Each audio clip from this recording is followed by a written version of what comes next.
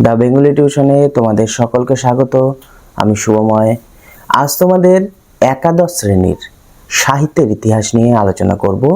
Second সেমিস্টারে তোমাদের যে সাহিত্যের ইতিহাস রয়েছে সেই সাহিত্যের ইতিহাসটাকে আমি পুঙ্খানুপুঙ্খভাবে অনেকগুলি ভিডিওর মাধ্যমে আলোচনা করে তোমাদের সামনে তুলে ধরব।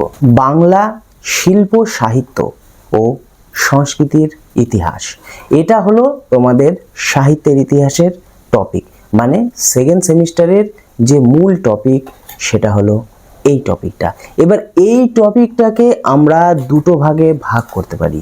সেই দুটো ভাগে ভাগ হলো আধুনিক বাংলা সাহিত্যের ধারা ও লৌকিক সাহিত্যের নানা দিক।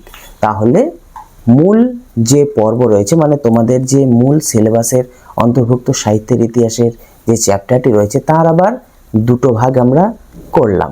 আধুনিক বাংলা সাহিত্যের ধারা প্রথম যে ভাগটি রয়েছে সেই আধুনিক বাংলা সাহিত্যের ধারাকে আবার আমরা 6টি ভাগে ভাগ করে নেব এবং এই যে 6টি ভাগ রয়েছে এই 6টি ভাগের প্রত্যেকটি ভাগ নিয়ে আমরা আলাদা আলাদা ভিডিও তৈরি করব। ঊনবিংশ শতাব্দীর সামাজিক, ধর্মীয় ও শিক্ষা সংস্কারমূলক আন্দোলন, বাংলা সাময়িক পত্রের উদ্ভব ও বিকাশ, বাংলা গদ্য প্রবন্ধের ধারা, আধুনিক বাংলা কাব্য কবিতার ধারা, আধুনিক বাংলা নাট্য সাহিত্যের ধারা, বাংলা কথা সাহিত্যের ধারা। এই যে কথা সাহিত্যের ধারা এর মধ্যে রয়েছে উপন্যাস, ছোট গল্প এবং শিশু কিশোর সাহিত্য। তাহলে এই যে 6টি ভাগ, এই 6টি ভাগের আমরা 6টি ভিডিও তৈরি করব। তার সাথে আরেকটি ভিডিও থাকবে যেটা প্রথম যে দুভাগে ভাগ করেছিলাম সেই দুই ভাগের মধ্যে পরের ভাগটি, মানে লৌকিক সাহিত্যের ধারা। তাহলে চলো এবার শুরু করি। আজ আমরা ঊনবিংশ শতাব্দীর সামাজিক, ধর্মীয় ও শিক্ষা সংস্কার আন্দোলন, এই যে অধ্যায়টি রয়েছে, মানে আমরা যে 6টি ভাগে ভাগ করেছিলাম তার মধ্যে প্রথম অধ্যায় এটি। এই অধ্যায়টি নিয়ে আজকের ভিডিওতে আমরা আলোচনা করব। চলো তাহলে শুরু করছি।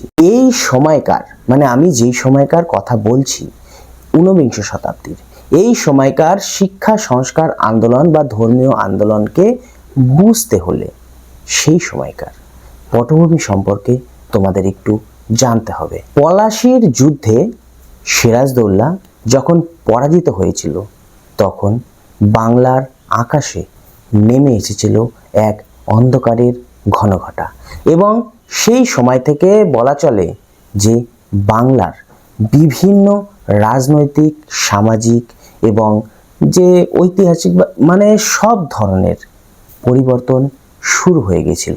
ইংরেজরা, শুধু ইংরেজ বললে ভুল হবে, ইংরেজ ছাড়াও বৈদেশিক আরও বিভিন্ন শক্তিরা, যারা এতদিন ছিল শুধুমাত্র বণিক, তারা হঠাৎ করে হয়ে উঠল রাজা। তার পাশাপাশি আমরা লক্ষ্য করতে পারি ভারতচন্দ্র, রায়গুণাকার ভরতচন্দ্র, সেই ভারতচন্দ্রের মৃত্যু হলে বাংলার অভূতপূর্ব ক্ষতি হয়ে যায়।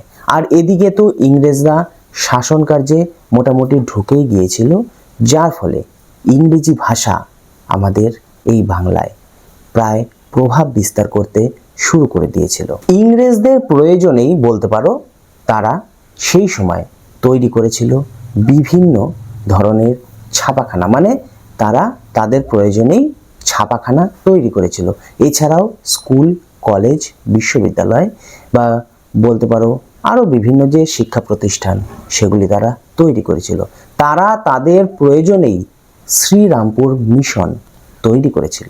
বিভিন্ন জমিদারেরাও সেই সময় পিছিয়ে থাকেনি, সেই সমস্ত জমিদারেরা ইংরেজদের সাথে হাত মিলিয়েছিল এবং হাত মেলানোর ফলে তারা বিদেশি যে ভাষা, বলতে পারো ইংরেজি যে ভাষা রয়েছে সেই ভাষায় তারা পড়াশোনা করতে শুরু করে দিয়েছিল, বা তাদের যে পুত্র সন্তান বা কন্যা সন্তান, যেই সন্তানই হোক না কেন, যে সমস্ত সন্তানেরা ছিল তাদেরকে ইংরেজি শিক্ষায় শিক্ষাদান করতে আরম্ভ করেছিল। আমরা আমাদের পুরাতন ইতিহাস যদি ঘেঁটে দেখি তাহলে দেখতে পাবো একদা বা এক সময় আমাদের বাংলা সাহিত্যে বিভিন্ন দেবদেবীকে প্রাধান্য দেওয়া হতো। ভারতচন্দ্রর আমলে তুমি দেখে নাও অন্নদামঙ্গল, চণ্ডীমঙ্গল, মনসামঙ্গল, আরও বিভিন্ন যে দেবদেবীমূলক যে বিভিন্ন রচনাগুলো আগে মূলত দেবদেবীদের নিয়েই লেখা হতো, কিন্তু এই ইংরেজি ভাষা আসার ফলে সেই দেবদেবীকে প্রাধান্য দেওয়া মূলত কমতে থাকে। তখন সাধারণ মানুষের কথা সাহিত্যে উঠে আসতে থাকে, বা খুব শর্টে বলতে গেলে সাধারণ মানুষ তখন বেশি প্রাধান্য পেতে থাকে আমাদের সাহিত্যে। শুধুমাত্র সাধারণ মানুষ সেই সময় সাহিত্যে যে প্রাধান্য পায় সেটা নয়, আগেকার দিনের রচনাগুলি লক্ষ্য করলে আমরা দেবদেবীর মাহাত্ম্য সেখানে অলৌকিক কিছু বিবরণ পেয়ে থাকি। কিন্তু সেই সময়কার যে রচনাগুলি লিখতে আরম্ভ করা হয়েছিল সেগুলিতে যুক্তি নির্ভর তথ্য দিয়েই লেখা হতে থাকলো, মানে তারা তখন অলৌকিক ভাবটিকে তাদের রচনা থেকে দূরে সরিয়ে রাখাটাই বেশি ভালো মনে করলো। তারা তখন তাদের সাহিত্যের অজানাকে জানতে চাওয়ার একটি বাসনা প্রকাশ করতে থাকে। এছাড়াও যে সমস্ত জিনিস ধরো কোনো রহস্য উদ্ঘাটনের তারা চেষ্টা করতে থাকে তাদের সাহিত্যে। আমরা রেনেসাঁস কথাটির সঙ্গে অনেকেই পরিচিত। এই যে ইংরেজি রেনেসাঁস, সেই রেনেসাঁস আমাদের বাংলা সাহিত্যকে অনেক পরিবর্তন করেছিল, এটা আমরা বলতেই পারি। গদ্য লেখাতে সেই সময় সৃষ্টিশীল সাহিত্যের শাখাগুলি বিকশিত হতে শুরু করেছিল।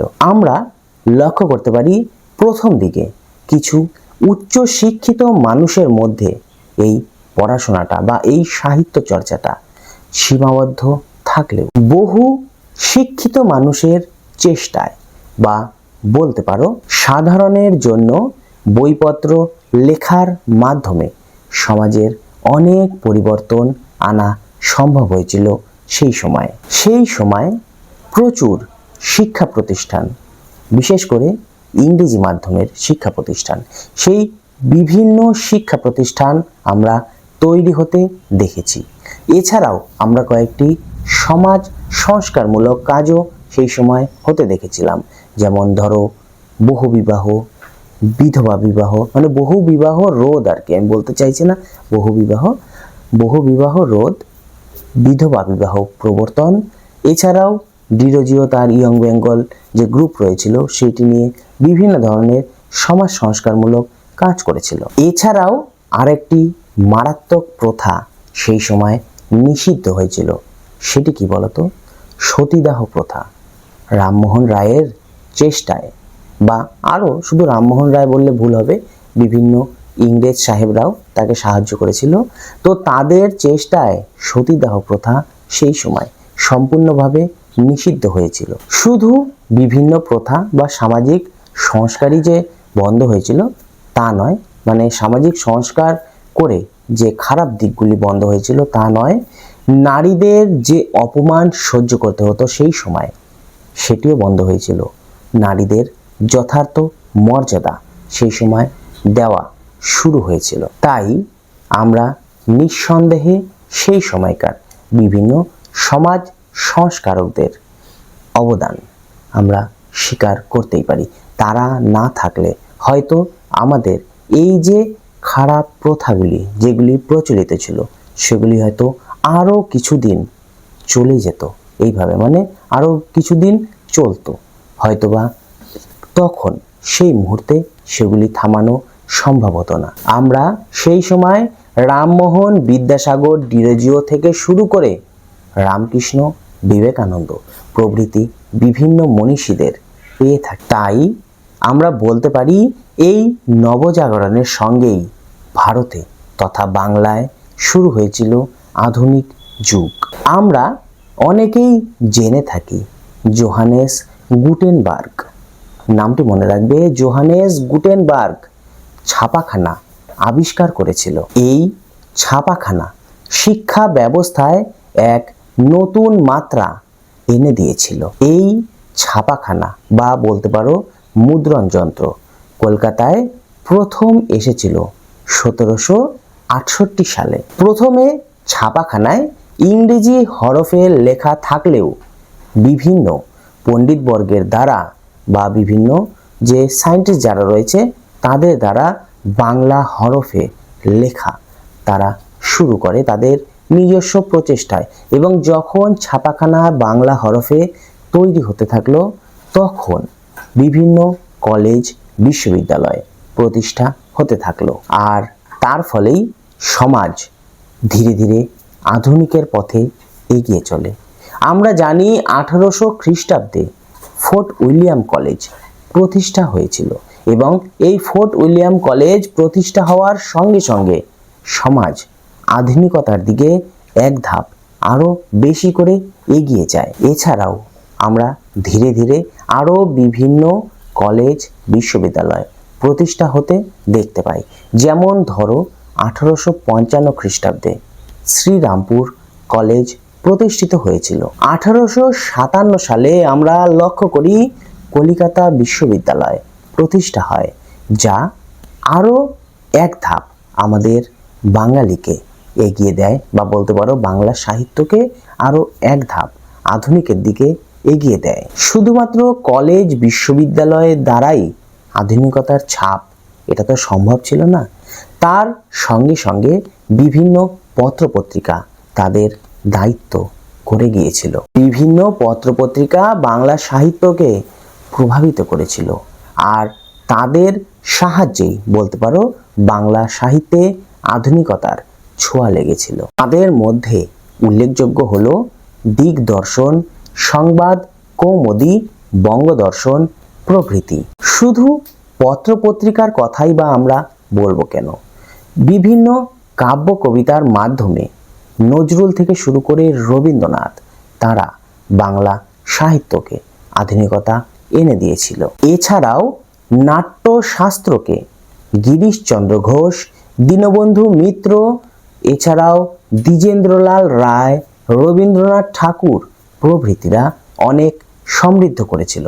আর আমরা হেনরি লুই ভিভিয়ান ডিরোজিও বা সংক্ষেপে বলা চলে ডিরোজিও, তার কথা তো একটু আগেই বললাম।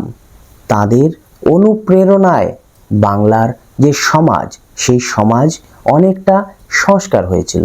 আর এই হেনরি লুই ভিভিয়ান ডিরোজিওর অনুপ্রেরণায় বিভিন্ন সমসাময়িক পত্রিকা প্রকাশিত হয়েছিল। তার অনুপ্রেরণায় পার্থেনান নামক একটি পত্রিকা ভীষণ জনপ্রিয়তা পেয়েছিল। ইয়ং বেঙ্গল দল গঠন করে তারা বিভিন্ন সামাজিক সংস্কারমূলক কাজ করেছিলেন। রামমোহন রায় একসময় সংবাদ কৌমুদী নামক একটি পত্রিকায় সতীদাহ প্রথা বিষয়ে অনেক লেখালেখি করেছিলেন। পরে সেই পত্রিকাটির অনুপ্রেরণায় বলতে পারো ইংরেজ সাহেব লর্ড বেন্টিংকের সহায়তায় সেই সতীদাহ প্রথা চিরতরে বন্ধ হয়ে গিয়েছিল। বিদ্যাসাগর বিধবা বিবাহ প্রচলিত হওয়া উচিত কিনা এতদ বিষয়ক প্রস্তাব নামে একটি বই লিখেছিলেন এবং এই বইটি ভীষণ জনপ্রিয়তা পাওয়ার পরেই আমরা দেখতে পাই বিধবা বিবাহ প্রথা শুরু হয়ে গিয়েছিল।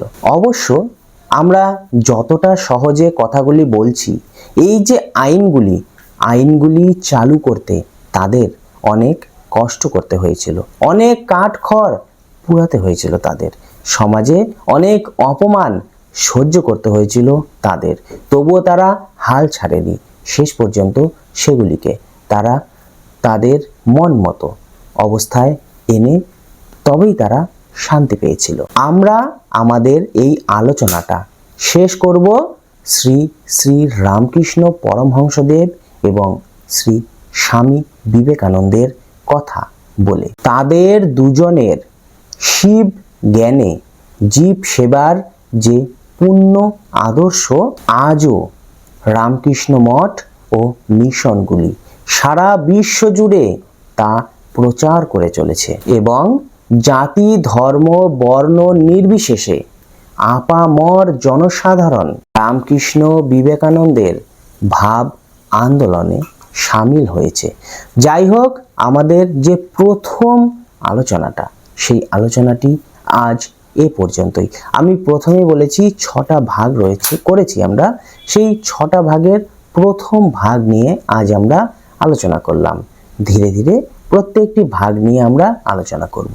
আজ তাহলে এটুকুই।